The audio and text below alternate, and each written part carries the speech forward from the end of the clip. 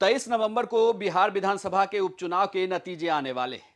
4 सीटों पर चुनाव हुए, लेकिन इन 4 के चक्रव्यूह से पूरा विधानसभा का चुनाव भी डिपेंड करता है। 2025 में बिहार विधानसभा का चुनाव है और इस चुनाव को लेकर सबकी नजर इस 4 सीट पर भी है कि इस 4 सीट के नतीजे क्या होंगे। क्योंकि इसे आप ऐसे समझिए कि इन 4 सीटों में से 3 सीट महागठबंधन के पास थी, जिसमें से 2 सीट आरजेडी और 1 सीट सीपीआई-एमएल के पास। सिर्फ 1 सीट एनडीए के खाते में थी, जो जीतन राम मांझी की पार्टी हम वहां से जीती हुई थी और खुद जीतन राम मांझी वहां के विधायक थे। जीतन राम मांझी अब सांसद बने हैं और उसके बाद खाली हुई सीट पर उनकी बहू दीपा मांझी चुनाव लड़ रही है। लेकिन बड़ी बात यह नहीं कि चुनाव हो गया या इसके परिणाम क्या आएंगे, लेकिन इस परिणाम को आप ऐसे समझिए कि इस 4 के चक्रव्यूह को जो भेदेगा वो 2025 में भी 243 सीटों के चक्रव्यूह के लिए पूरा खेल रचेगा।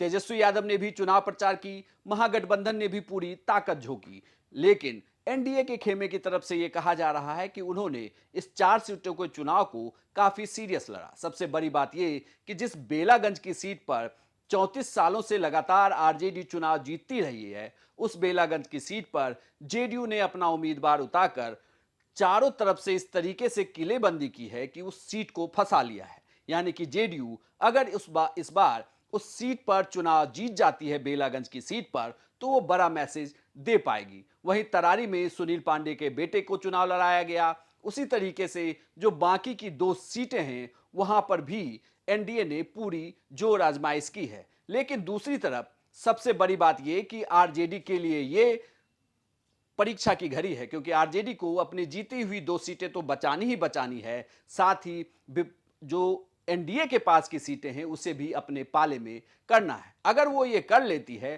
तो नीतीश कुमार के लिए बड़ा सेटबैक होगा, क्योंकि नीतीश कुमार के पास एक ही सीट चुनाव लड़ने के लिए मिला और अगर वो उस पर भी नहीं जीतते, इसका मतलब कि नीतीश कुमार का भरोसा और जेडीयू से भरोसा जनता का कम हो रहा है। लेकिन चूंकि ये उपचुनाव है, तो इसे आप ऐसे मानिए कि भले ही 4 सीटों का है, लेकिन इसका परिणाम 2025 में 243 सीटों को प्रभावित करेगा। सबसे पहले बिहार तक आपको 23 नवंबर को सुबह से ही परिणाम बताने लगेगा, सबसे तेज और सबसे पहले। आप देखते रहिए सिर्फ बिहार तक।